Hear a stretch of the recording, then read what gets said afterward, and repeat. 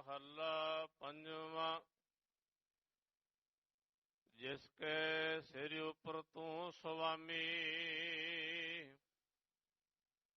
ਸੋ ਦੁਖ ਕੈਸਾ ਪਾਵੈ।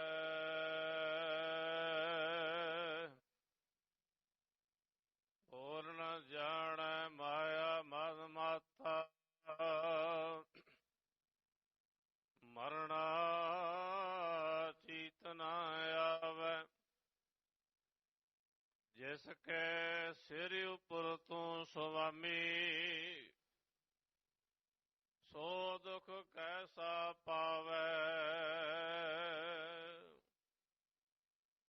ਬੋਲ ਨ ਜਾਣੈ ਮਾਇਆ ਮਦ ਮਾਤਾ, ਮਰਣਾ ਚੀਤ ਨ ਆਵੈ। ਮੇਰੇ ਰਾਮ ਰਾਏ, ਤੂੰ ਸੰਤਾਂ ਕਾ ਸੰਤ ਤੇਰੇ, ਤੇਰੇ ਸੇਵਕ ਕੋ ਭਉ ਕਿਛ ਨਾਹੀ। ਜਮ ਨਹੀਂ ਆਵੈ ਨੇਰੇ ਰਹਾਉ। ਜੋ ਤੇਰੇ ਰੰਗ ਰਾਤੇ ਸੁਆਮੀ, ਤਿਨ ਕਾ ਜਨਮ ਮਰਨ ਦੁਖ ਨਾਸਾ। ਤੇਰੀ ਬਖਸ਼ ਨ ਮਿਟੈ ਕੋਈ, ਸਤਿਗੁਰ ਕਾ ਦਿਲਾਸਾ। ਨਾਮ ਧਿਆਇ ਨ ਸੁਖ ਫਲ ਪਾਇਨ, ਆਠ ਪਹਿਰ ਅਰਾਧੈ। ਤੇਰੀ ਸਰਣ ਤੇਰੇ ਪਰਵਾਸੈ, ਪੰਚ ਦੁਲਟ ਲੈ ਸਾਧੈ। ਗਿਆਨ ਧਿਆਨ ਕਿਛ ਕਰਮ ਨ ਜਾਣਾ, ਸਾਰ ਨ ਜਾਣਾ ਤੇਰੀ। ਸਭ ਤੇ ਵੱਡਾ ਸਤਿਗੁਰ ਨਾਨਕ, ਜਿਨ ਕਲ ਰਾਖੀ ਮੇਰੀ। ਗਿਆਨ ਧਿਆਨ ਕਿਛ ਕਰਮ ਨ ਜਾਣਾ, ਸਾਰ ਨ ਜਾਣਾ ਤੇਰੀ। ਸਭ ਤੇ ਵੱਡਾ ਸਤਿਗੁਰ ਨਾਨਕ, ਜਿਨ ਕਲ ਰਾਖੀ ਮੇਰੀ। ਵਾਹਿਗੁਰੂ ਜੀ ਕਾ ਖਾਲਸਾ, ਵਾਹਿਗੁਰੂ ਜੀ ਕੀ ਫਤਿਹ। ਗੁਰੂ ਗਰੀਬ ਨਿਵਾਜ ਅੰਤਰਜਾਮੀ, ਪਤਿਤ ਪਾਵਨ ਭਗਤ ਵਛਲ, ਕਿਰਪਾ ਨਿਧਾਨ ਅਨਾਥ ਨਾਥ ਜਗਤ ਗੁਰੂ। ਸ੍ਰੀ ਗੁਰੂ ਗ੍ਰੰਥ ਸਾਹਿਬ ਜੀ ਮਹਾਰਾਜ ਜੀ ਦੀ ਪਾਕ ਪਵਿੱਤਰ ਪਾਵਨ ਹਜ਼ੂਰੀ ਅੰਦਰ ਅੰਮ੍ਰਿਤ ਵੇਲੇ ਦੇ ਸਜੇ ਹੋਏ ਸੱਚਖੰਡ ਦੀਵਾਨਾਂ 'ਚ ਇਕੱਤਰ ਹੋਈ ਹਾਜ਼ਰੀਆਂ ਭਰ ਰਹੀ ਗੁਰੂ ਕੀ ਸਾਜੀ ਔਰ ਨਵਾਜੀ ਹੋਈ ਪਰਮ ਸਨਮਾਨਯੋਗ ਸਤਿਕਾਰਯੋਗ ਗੁਰੂ ਕਾ ਖਾਸ ਰੂਪ ਗੁਰੂ ਖਾਲਸਾ ਸਾਧ ਸੰਗਤ ਜੀਓ, ਵੱਡਿਆਂ ਭਾਗਾਂ ਵਾਲੇ ਹੋ। ਅੰਮ੍ਰਿਤ ਵੇਲੇ ਤੋਂ ਨੌਵੇਂ ਪਾਤਸ਼ਾਹ ਦੇ ਪਾਵਨ ਦਰਬਾਰ ਵਿੱਚ ਨਤਮਸਤਕ ਹੋ ਕੇ ਆਪਣੇ ਜੀਵਨ ਦੀਆਂ ਘੜੀਆਂ ਗੁਰੂ ਲੇਖੇ ਲਾ ਕੇ ਸਫਲਾ ਕਰ ਰਹੇ ਹੋ। ਸਤਿਗੁਰੂ ਗੁਰਦੇਵ ਦੇ ਪਾਵਨ ਘਰ ਦੇ ਮਹਾਨ ਸੇਵਕ, ਜਿਨ੍ਹਾਂ ਨੂੰ ਅਰਦਾਸ ਵਿੱਚ ਨਿਤਾ ਪ੍ਰਤੀ ਅਸੀਂ ਚੇਤੇ ਕਰਦੇ ਹਾਂ, ਯਾਦ ਕਰਦੇ ਹਾਂ ਕਿ ਜਿਨ੍ਹਾਂ ਨੇ ਬੰਦ ਕਟਾਏ।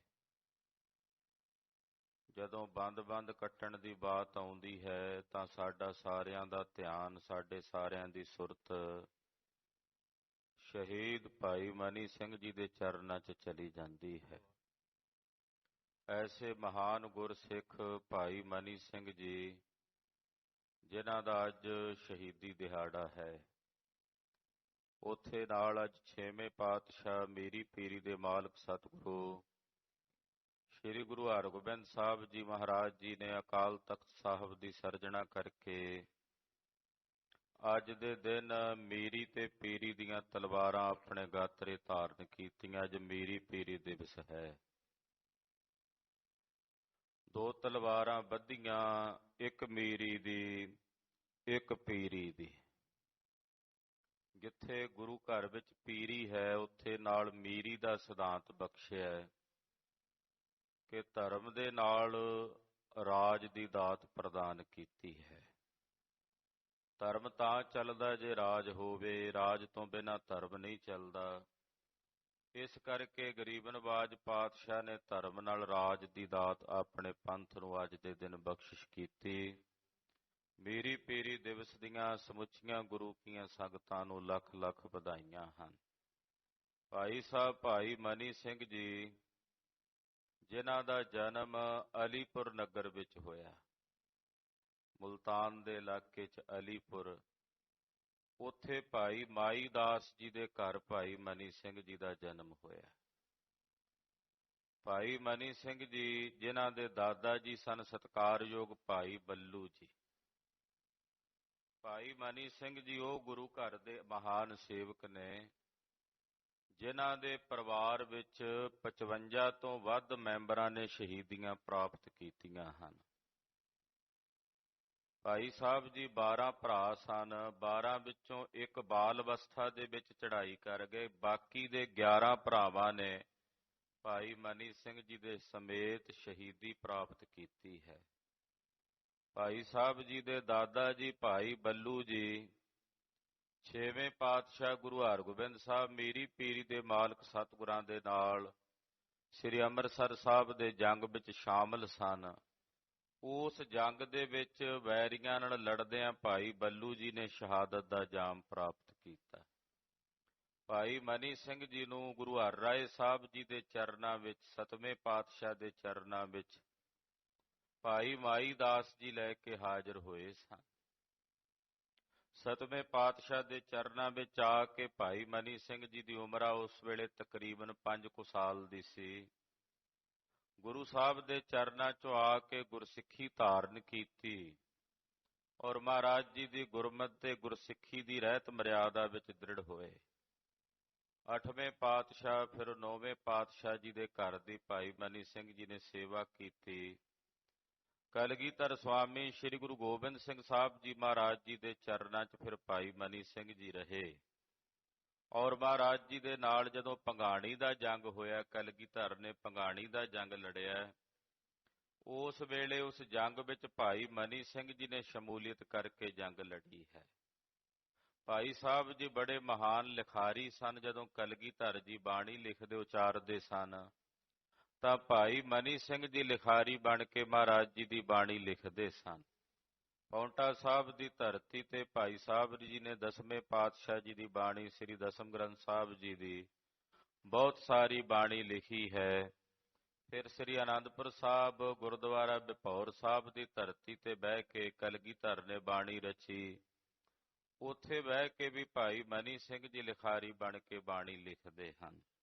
ਜਦੋਂ ਸ੍ਰੀ ਗੁਰੂ ਗ੍ਰੰਥ ਸਾਹਿਬ ਜੀ ਦਾ ਪਾਤਸ਼ਾਹ ਨੇ ਉਤਾਰਾ ਸਰੂਪ ਲਿਖਵਾਇਆ ਦਮਦਮਾ ਸਾਹਿਬ, ਤਾਂ ਉੱਥੇ ਵੀ ਭਾਈ ਮਨੀ ਸਿੰਘ ਜੀ ਨੇ ਲਿਖਾਰੀ ਬਣ ਕੇ ਸਤਿਗੁਰਾਂ ਦੀ ਬਾਣੀ ਲਿਖੀ ਔਰ ਬਾਬਾ ਦੀਪ ਸਿੰਘ ਸਾਹਿਬ ਜੀ ਨੂੰ ਵੀ ਗੁਰਬਾਣੀ ਲਿਖਣ ਦੀ ਪ੍ਰੇਰਨਾ ਕੀਤੀ।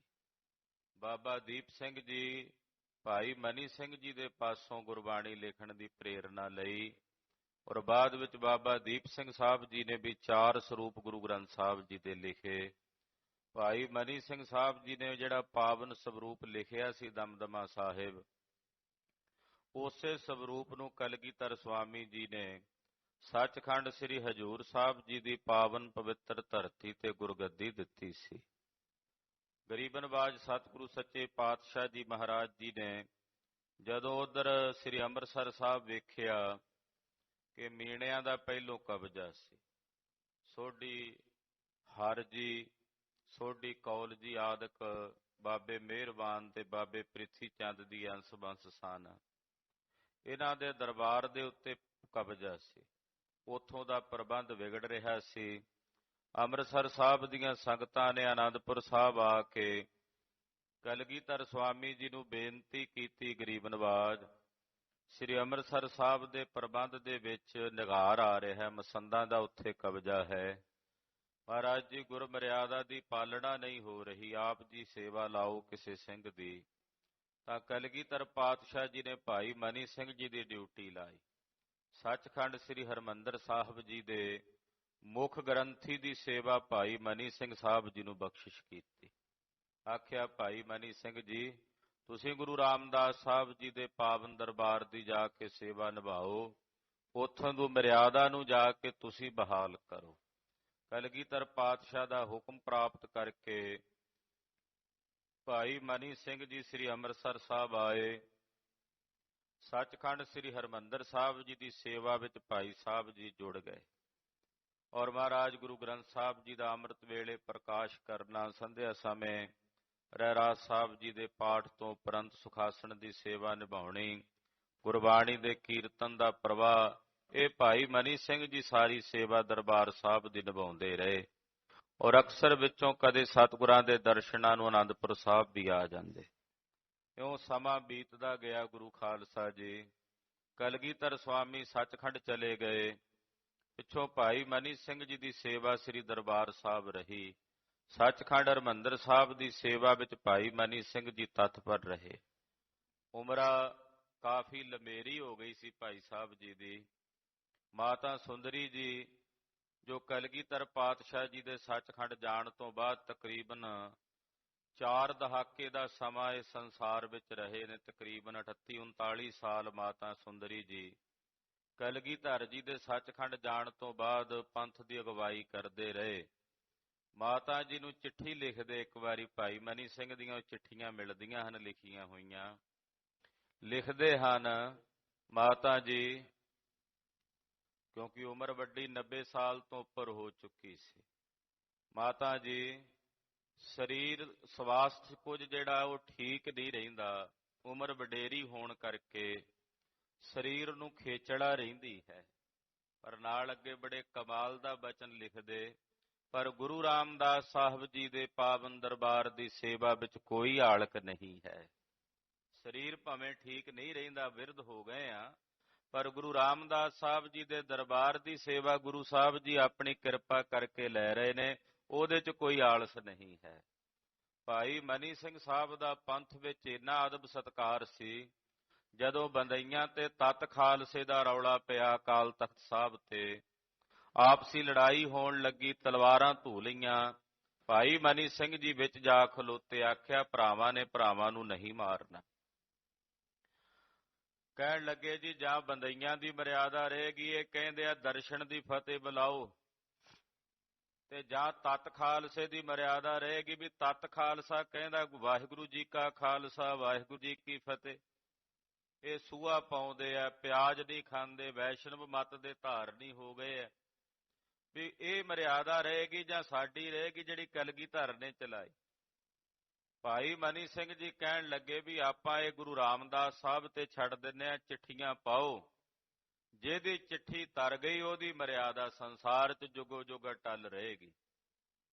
ਕਹਿੰਦੇ 2 ਚਿੱਠੀਆਂ ਲਿਖੀਆਂ, ਗੁਰੂ ਰਾਮਦਾਸ ਸਾਹਿਬ ਦੇ ਚਰਨਾਂ 'ਚ ਅਰਦਾਸ ਕੀਤੀ। ਇੱਕ ਚਿੱਠੀ ਤੇ ਲਿਖਿਆ ਵਾਹਿਗੁਰੂ ਜੀ ਕਾ ਖਾਲਸਾ ਵਾਹਿਗੁਰੂ ਜੀ ਕੀ ਫਤਿਹ, ਤੇ ਦੂਸਰੀ ਚਿੱਠੀ ਤੇ ਲਿਖਿਆ ਦਰਸ਼ਨ ਜੀ ਕਾ ਖਾਲਸਾ ਦਰਸ਼ਨ ਜੀ ਕੀ ਫਤਿਹ, ਕਿਉਂਕਿ ਬੰਦਈ ਇਹ ਫਤਿਹ ਬੁਲਾਉਣ ਲੱਗ ਪਏ ਸਨ। ਦੋਵੇਂ ਚਿੱਠੀਆਂ ਹਰ ਕੀ ਪੌੜੀ ਤੇ ਖਲੋ ਕੇ ਭਾਈ ਮਨੀ ਸਿੰਘ ਜੀ ਨੇ ਗੁਰੂ ਰਾਮਦਾਸ ਸਾਹਿਬ ਜੀ ਦੇ ਚਰਨਾਂ ਦਾ ਧਿਆਨ ਧਾਰ ਕੇ ਉਸ ਅੰਮ੍ਰਿਤ ਸਰੋਵਰ ਵਿੱਚ ਰੱਖ ਦਿੱਤੀਆਂ।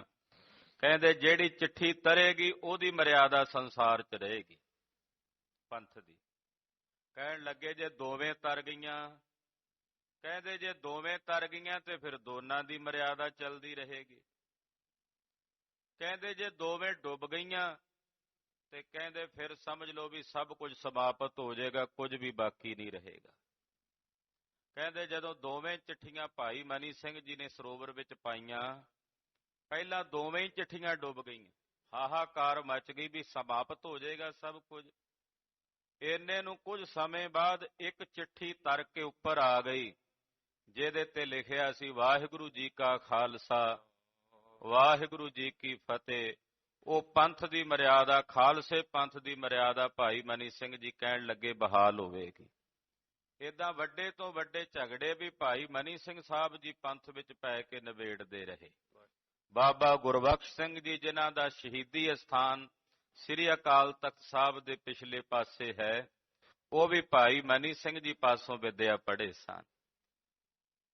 ਭਾਈ ਰਤਨ ਸਿੰਘ ਭੰਗੂ ਨੇ ਲਿਖਿਆ, ਉਨ ਮਨੀ ਸਿੰਘ ਕੋ ਝੂਠਾ ਖਾਇਓ, ਤਾਂ ਤੇ ਅੜੀਆ ਸਿੱਖ ਕਹਾਇਓ।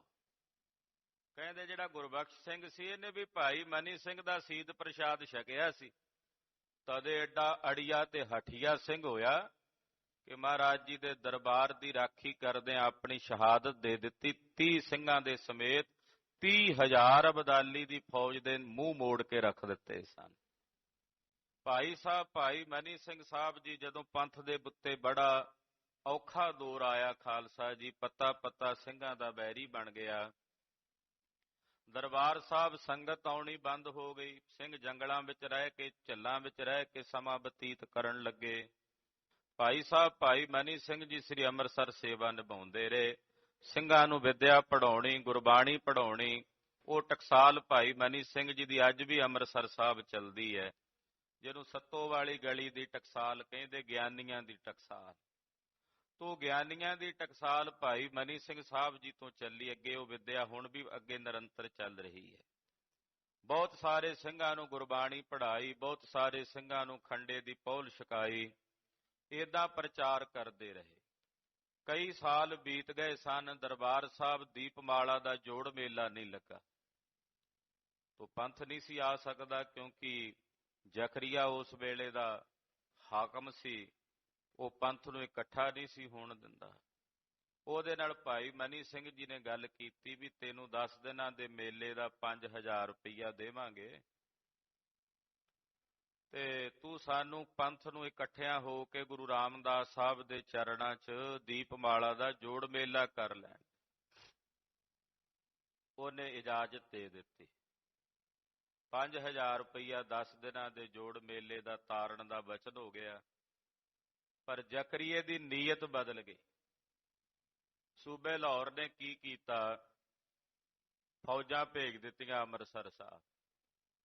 ਇਹਦਾ ਇੱਕ ਜਰਨੈਲ ਸੀ ਲਖਪਤ ਰਾਏ, ਬੜਾ ਪਾਪੀ ਸੀ, ਮਲੇਸ਼ ਸੀ, ਛੋਟਾ ਘੱਲੂਘਾਰਾ। ਇਹਨੇ ਹੀ ਕੀਤਾ ਸੀ ਕਾਨੂੰ ਆਣ ਦੇ ਇਲਾਕੇ 'ਚ। ਇਹਨੂੰ ਗਵਰਨਰ ਬਣਾ ਕੇ ਭੇਜ ਦਿੱਤਾ ਤੇ ਇਹ ਆਖਿਆ ਜੀ ਇਹ ਜਿਹੜੀ ਫੌਜ ਹੈ ਇਹ ਮੇਲੇ ਦਾ ਪ੍ਰਬੰਧ ਕਰਨ ਆਈ। ਪਰ ਇਹਦੀ ਇਹ ਨੀਅਤ ਸੀ ਵੀ ਜਦੋਂ ਸਾਰੇ ਸਿੰਘ ਉੱਥੇ ਇਕੱਠੇ ਹੋਣਗੇ, ਘੇਰ ਕੇ ਉਹਨਾਂ ਨੂੰ ਸਾਰਿਆਂ ਨੂੰ ਉੱਥੇ ਹੀ ਮਾਰ ਕੇ ਮੁਕਾ ਦਿਆਂਗੇ। ਭਾਈ ਸਾਹਿਬ ਜੀ ਸਮਝ ਗਏ ਇਹਨਾਂ ਦੀ ਮਨਸਾ ਠੀਕ ਨਹੀਂ। ਇਹ ਸਿੰਘਾਂ ਨੂੰ, ਪੰਥ ਨੂੰ ਮਾਰਨਾ ਚਾਹੁੰਦੇ, ਵੀ ਏਡੀ ਵੱਡੀ ਫੌਜ ਭੇਜਣ ਦਾ ਤਾਂ ਕੋਈ ਮਤਲਬ ਨਹੀਂ। ਮੇਲੇ ਦੇ ਪ੍ਰਬੰਧ ਲਈ 20, 50, 100 ਬੰਦੇ ਬਹੁਤ ਨੇ, ਪਰ ਇੱਥੇ ਤਾਂ ਹਜ਼ਾਰਾਂ ਦੀ ਗਿਣਤੀ 'ਚ ਭੇਜ ਦਿੱਤੇ ਆ ਇਹਨਾਂ ਨੇ। ਭਾਈ ਸਾਹਿਬ ਨੇ ਸਿੰਘਾਂ ਨੂੰ ਸੁਨੇਹੇ ਭੇਜ ਦਿੱਤੇ, ਖਾਲਸਾ ਜੀ ਅੰਮ੍ਰਿਤਸਰ ਸਾਹਿਬ ਨਾ ਆਉਣਾ, ਸਰਕਾਰ ਦੀ ਨੀਅਤ ਠੀਕ ਨਹੀਂ। ਸਿੰਘ ਨਹੀਂ ਪਹੁੰਚੇ। ਕੁਝ ਕੁ ਉਦਾਸੀ ਤੇ ਨਿਰਮਲੇ ਮਹਾਤਮਾ ਜਾਂ ਕੁਝ ਮਹਾਤਮਾ ਸੰਤ ਜਿਹੜੇ ਸਨ, ਉਹ ਕੇਵਲ ਦੀਪਮਾਲਾ ਦੇ ਜੋੜ ਮੇਲੇ ਤੇ ਅੰਮ੍ਰਿਤਸਰ ਸਾਹਿਬ ਪਹੁੰਚੇ। ਮੇਲਾ ਨਹੀਂ ਭਰਿਆ। ਹੁਣ ਮੇਲਾ ਭਰਦਾ ਤੇ ਮਾਇਆ ਆਉਂਦੀ, ਆਮਦਨ ਹੁੰਦੀ, ਉਹਦੇ ਵਿੱਚੋਂ 5,000 ਰੁਪਈਆ ਸਰਕਾਰ ਨੂੰ ਦਿੰਦੇ, ਬਾਕੀ ਗੁਰੂ ਘਰਾਂ ਵਾਸਤੇ। ਪਰ ਹੁਣ ਮਾਇਆ ਵੀ ਨਹੀਂ ਇਕੱਤਰ ਹੋਈ। ਇਹ ਲਖਪਤ ਰਾਏ ਕਹਿਣ ਲੱਗਾ ਜੀ ਮਾਇਆ ਹਾਜ਼ਰ ਕਰੋ। ਭਾਈ ਸਾਹਿਬ ਕਹਿੰਦੇ ਵੀ ਤੁਹਾਡੀ ਨੀਅਤ ਖੋਟੀ, ਜੇ ਮੇਲਾ ਹੀ ਨਹੀਂ ਭਰਿਆ ਤੇ ਮਾਇਆ ਤੁਹਾਨੂੰ ਕਿਵੇਂ ਦੇਈਏ। ਕਹਿਣ ਲੱਗੇ ਜੀ ਫਿਰ ਤਾਂ ਸੂਬੇ ਲਾਹੌਰ ਨੇ ਆਖਿਆ ਇਹਨਾਂ ਨੂੰ ਗ੍ਰਿਫਤਾਰ ਕਰਕੇ ਲੈ ਆਓ। ਭਾਈ ਮਨੀ ਸਿੰਘ ਜੀ ਔਰ ਉਹਨਾਂ ਦੇ 3 ਸਪੁੱਤਰਾਂ ਸਮੇਤ ਔਰ 2 ਭਰਾਵਾਂ ਸਮੇਤ ਭਾਈ ਸਾਹਿਬ ਜੀ ਨੂੰ ਗ੍ਰਿਫਤਾਰ ਕੀਤਾ ਗਿਆ। ਭਾਈ ਮਨੀ ਸਿੰਘ ਜੀ ਦੇ 10 ਪੁੱਤਰ ਸਨ ਗੁਰੂ ਖਾਲਸਾ ਜੀ, ਬਾਬਾ ਬਚਿੱਤਰ ਸਿੰਘ ਜੀ, ਭਾਈ ਉਦੈ ਸਿੰਘ ਜੀ, ਅਨਕ ਸਿੰਘ ਜੀ, ਅਜੈਬ ਸਿੰਘ ਜੀ, ਚਿੱਤਰ ਸਿੰਘ ਜੀ। 10 ਪੁੱਤਰ ਭਾਈ ਮਨੀ ਸਿੰਘ ਜੀ ਦੇ। ਬਲਿਆਰ ਜਾਈਏ ਭਾਈ ਮਨੀ ਸਿੰਘ ਦੇ ਚਰਨਾਂ ਤੋਂ, ਜਿਨ੍ਹਾਂ ਦੇ 10 ਦੇ 10 ਪੁੱਤਰਾਂ ਨੇ ਆਪਣਾ ਆਪਾ ਗੁਰੂ ਕਲਗੀਧਰ ਦੇ ਚਰਨਾਂ ਤੋਂ ਵਾਰ ਕੇ ਸ਼ਹੀਦੀ ਪ੍ਰਾਪਤ ਕੀਤੀ। 10 ਦੇ 10 ਪੁੱਤਰ ਸ਼ਹੀਦ ਹੋਏ ਭਾਈ ਮਨੀ ਸਿੰਘ ਦੇ। ਭਾਈ ਸਾਹਿਬ ਜੀ ਨੂੰ ਪਕੜ ਕੇ ਲਾਹੌਰ ਲਿਆਂਦਾ ਗਿਆ। ਪਹਿਲਾਂ ਈਨ ਮਨਾਉਣ ਵਾਸਤੇ ਕਈ ਤਸੀਹੇ ਦਿੱਤੇ, ਇਸਲਾਮ ਕਬੂਲ ਕਰੋ। ਭਾਈ ਸਾਹਿਬ ਨੇ ਜਵਾਬ ਦਿੱਤਾ, ਆਖਿਆ ਮੈਨੂੰ ਗੁਰੂ ਕੀ ਸਿੱਖੀ ਪਿਆਰੀ ਹੈ, ਅਸੀਂ ਆਪਣੇ ਸਾਹਿਬ ਦੀ ਸਿੱਖੀ ਨਹੀਂ ਤਿਆਗਣੀ। ਭਾਈ ਸਾਹਿਬ ਜੀ ਦੀਆਂ ਅੱਖਾਂ ਦੇ ਸਾਹਮਣੇ ਭਾਈ ਸਾਹਿਬ ਜੀ ਦੇ ਤਿੰਨਾਂ ਪੁੱਤਰਾਂ ਨੂੰ ਪੁੱਠੀ ਖੱਲ ਲਾ ਕੇ ਗੁਰੂ ਖਾਲਸਾ ਜੀ ਸ਼ਹੀਦ ਕੀਤਾ ਗਿਆ। ਇੱਕ ਇੱਕ ਕਰਕੇ ਭਰਾ ਸ਼ਹੀਦ ਕੀਤੇ ਗਏ, ਪਰ ਧੰਨ ਸਨ ਭਾਈ ਮਨੀ ਸਿੰਘ ਜੀ, ਜਿਨ੍ਹਾਂ ਨੇ ਆਪਣੇ ਹਿਰਦੇ ਨੂੰ ਰੰਚਕ ਭਰ ਵੀ ਡਾਵਾਂ ਡੋਲ ਨਹੀਂ ਕੀਤਾ। ਅਖੀਰ ਹੁਕਮ ਹੋਇਆ ਕਿ ਭਾਈ ਮਨੀ ਸਿੰਘ ਦਾ ਬੰਦ ਕੱਟ ਕਰਕੇ ਇਹਨਾਂ ਨੂੰ ਸ਼ਹੀਦ ਕੀਤਾ ਜਾਵੇ। ਗੁਰੂ ਖਾਲਸਾ ਜੀ ਭਾਈ ਸਾਹਿਬ ਜੀ ਨੂੰ ਬੰਦ ਕੱਟ ਕੇ ਸ਼ਹੀਦ ਕਰਨ ਦਾ ਜਦੋਂ ਹੁਕਮ ਹੋਇਆ, ਜਲਾਦ ਆਇਆ ਸ਼ਹੀਦ ਕਰਨ ਵਾਸਤੇ, ਬੰਦ ਕੱਟਣ ਵਾਸਤੇ ਆਪਣਾ ਹਥਿਆਰ ਔਜ਼ਾਰ ਤਿੱਖਾ ਕਰਕੇ ਭਾਈ ਮਨੀ ਸਿੰਘ ਸਾਹਿਬ ਕੋਲ ਪਹੁੰਚਿਆ। ਭਾਈ ਸਾਹਿਬ ਜੀ ਸੁਖਮਣੀ ਸਾਹਿਬ ਜੀ ਦਾ ਪਾਠ ਕਰ ਰਹੇ ਸਨ। ਸੁਖਮਣੀ ਸਾਹਿਬ ਦੀ ਬਾਣੀ ਪੜ੍ਹ ਰਹੇ ਨੇ, ਔਰ ਬਾਣੀ ਪੜ੍ਹਦਿਆਂ ਇੱਕ ਰੰਗ ਵਿੱਚ ਰੰਗੇ ਹੋਏ। ਜਲਾਦ ਆ ਕੇ ਬੰਦ ਕੱਟਣ ਲੱਗਾ ਤੇ ਬੰਦ ਸ਼ੁਰੂ ਕੀਤਾ ਉਹਨੇ ਗੁੱਟ ਤੋਂ। ਬੰਦ ਦਾ ਮਤਲਬ ਹੁੰਦਾ ਵੀ ਜਿੱਥੇ ਜਿੱਥੇ ਹੱਡੀਆਂ ਦੇ ਜੋੜ, ਉਹਨਾਂ ਨੂੰ ਬੰਦ ਕਹਿੰਦੇ ਹਨ। ਗੁੱਟ ਤੋਂ ਹੱਥ ਕੱਟਣ ਲੱਗਾ ਤਾਂ ਭਾਈ ਸਾਹਿਬ ਨੇ ਉਂਗਲੀ ਦਾ ਪੋਟਾ ਅੱਗੇ ਕਰਦਿਆਂ ਆਖਿਆ ਵੀ ਬੰਦ ਇੱਥੋਂ ਸ਼ੁਰੂ ਹੁੰਦਾ, ਇੱਥੋਂ ਸ਼ੁਰੂਆਤ ਕਰ। ਇੱਕ ਇੱਕ ਉਂਗਲ ਦਾ ਇੱਕ ਇੱਕ ਜੋੜ ਪਹਿਲਾਂ ਕਟਾਇਆ, ਕਿਉਂਕਿ ਉਂਗਲਾਂ ਦੇ ਜੋੜ ਨੇ। ਇੱਕ ਇੱਕ ਉਂਗਲ ਤੋਂ ਇੱਕ ਇੱਕ ਜੋੜ ਕਟਾ ਕੇ ਫਿਰ ਉਹ ਸਿੱਧੀ ਕੂਹਣੀ ਕੱਟਣ ਲੱਗਾ ਤੇ ਭਾਈ ਸਾਹਿਬ ਨੇ ਗੁੱਟ ਅੜਾ ਦਿੱਤਾ ਅੱਗੇ, ਕਹਿੰਦੇ ਇੱਥੋਂ ਵੀ ਇੱਕ ਬੰਦ ਹੈ, ਪਹਿਲਾਂ ਇਹਨੂੰ ਵੀ ਕੱਟ। ਬੰਦ ਇੱਕ ਬਾਂਹ ਦਾ ਕੱਟਦਿਆਂ, ਫਿਰ ਦੂਸਰੀ, ਫਿਰ ਲੱਤਾਂ ਦੇ ਬੰਦ ਕੱਟਦਿਆਂ ਸਾਰੇ ਸਰੀਰ ਨੂੰ ਜੁਦਾ ਕਰ ਦਿੱਤਾ। ਭਾਈ ਮਨੀ ਸਿੰਘ ਜੀ ਦਾ ਸਰੀਰ ਬੰਦ ਹੋ ਗਿਆ, ਟੁਕੜੇ ਟੁਕੜੇ ਹੋ ਗਿਆ। ਬਲਿਆਰ ਜਾਈਏ ਭਾਈ ਮਨੀ ਸਿੰਘ ਤੋਂ, ਉਸ ਵੇਲੇ ਸ਼ਲੋਕ ਪੜ੍ਹ ਰਹੇ ਸਨ, ਜਦੋਂ ਸਾਰਾ ਸਰੀਰ ਟੁਕੜੇ ਟੁਕੜੇ ਹੋ ਗਿਆ। ਮਨ ਸਾਚਾ ਮੁਖ ਸਾਚਾ ਸੋਏ, ਅਵਰ ਨਾ ਪੇਖੈ ਏਕਸ ਬਿਨ ਕੋਏ, ਨਾਨਕ ਇਹ ਲੱਛਣ ਬ੍ਰਹਮ ਗਿਆਨੀ ਹੋਏ। ਆਪਣੀ ਅਵਸਥਾ ਮਾਨੋ ਆਪਣੇ ਮੁਖ ਤੋਂ ਬਿਆਨ ਕਰਕੇ ਦੱਸ ਰਹੇ ਨੇ। ਅੱਜ ਦੇ ਦਿਨ ਭਾਈ ਸਾਹਿਬ ਜੀ ਨੂੰ ਉਹਨਾਂ ਦੇ ਪੁੱਤਰਾਂ ਸਮੇਤ, ਭਰਾਵਾਂ ਸਮੇਤ ਬੰਦ ਕੱਟ ਕੇ, ਪੁੱਠੀਆਂ ਖੱਲਾਂ ਲਾ ਕੇ ਸ਼ਹਾਦਤ ਨੂੰ ਭਾਈ ਮਨੀ ਸਿੰਘ ਸਾਹਿਬ ਜੀ ਨੇ ਪ੍ਰਾਪਤ ਕੀਤਾ। ਐਸੇ ਮਹਾਨ ਸ਼ਹੀਦਾਂ ਦੀ ਸ਼ਹਾਦਤ ਨੂੰ ਕੋਟि ਕੋਟि ਪ੍ਰਣਾਮ ਹੈ, ਨਮਸਕਾਰ ਹੈ। ਔਰ ਗੁਰੂ ਪਾਤਸ਼ਾਹ ਦੇ ਚਰਨਾਂ ਵਿੱਚ ਇਹ ਮੰਗ ਹੈ, ਸਿਰ ਜਾਵੇ ਤਾਂ ਜਾਵੇ, ਮੇਰਾ ਸਿੱਖੀ ਸਿਦਕ ਨਾ ਜਾਵੇ। ਸਿਰ ਜਾਵੇ ਤਾਂ ਜਾਵੇ, ਮੇਰਾ ਸਿੱਖੀ ਸਿਦਕ ਨਾ ਜਾਵੇ। ਸਿਰ ਜਾਵੇ ਤਾਂ ਜਾਵੇ, ਮੇਰਾ ਸਿੱਖੀ ਸਿਦਕ ਨਾ ਜਾਵੇ। ਸਿਰ ਜਾਵੇ ਤਾਂ ਜਾਵੇ, ਮੇਰਾ ਸਿੱਖੀ ਸਿਦਕ ਨਾ ਜਾਵੇ। ਸਿਰ ਜਾਵੇ ਤਾਂ ਜਾਵੇ, ਮੇਰਾ ਸਿੱਖੀ ਸਿਦਕ ਨਾ ਜਾਵੇ। ਸਿਰ ਜਾਵੇ ਤਾਂ ਜਾਵੇ, ਮੇਰਾ ਸਿੱਖੀ ਸਿਦਕ ਨਾ ਜਾਵੇ। ਸਿਰ ਜਾਵੇ ਤਾਂ ਜਾਵੇ, ਮੇਰਾ ਸਿੱਖੀ ਸਿਦਕ ਨਾ ਜਾਵੇ। ਸਿਰ ਜਾਵੇ ਤਾਂ ਜਾਵੇ, ਮੇਰਾ ਸਿੱਖੀ ਸਿਦਕ ਨਾ ਜਾਵੇ। ਇਹ ਮੰਗ ਗੁਰੂ ਚਰਨਾਂ 'ਚ। ਭਾਈ ਮਨੀ ਸਿੰਘ ਜੀ ਜਿੱਥੇ ਮਹਾਨ ਸ਼ਹੀਦ ਨੇ, ਉੱਥੇ ਮਹਾਨ ਲਿਖਾਰੀ ਵੀ ਨੇ, ਮਹਾਨ ਗਿਆਨੀ ਵੀ ਨੇ। ਭਾਈ ਸਾਹਿਬ ਭਾਈ ਗੁਰਦਾਸ ਜੀ ਨੇ 11ਵੀਂ ਵਾਰ ਜੋ ਲਿਖੀ ਹੈ, ਭਾਈ ਗੁਰਦਾਸ ਜੀ ਦੀਆਂ ਵਾਰਾਂ 'ਚ 11ਵੀਂ ਵਾਰ, ਇਹ ਸਿੱਖਾਂ ਦੀ ਵਾਰ ਹੈ। ਪਹਿਲੇ ਪਾਤਸ਼ਾਹ ਗੁਰੂ ਨਾਨਕ ਸਾਹਿਬ ਤੋਂ ਲੈ ਕੇ 6ਵੇਂ ਪਾਤਸ਼ਾਹ ਗੁਰੂ ਹਰਗੋਬਿੰਦ ਸਾਹਿਬ ਤੱਕ ਕੁਝ ਕੁ 94 ਸਿੱਖਾਂ ਦਾ ਜ਼ਿਕਰ ਭਾਈ ਗੁਰਦਾਸ ਜੀ ਨੇ ਇਸ ਵਾਰ 'ਚ ਕੀਤਾ।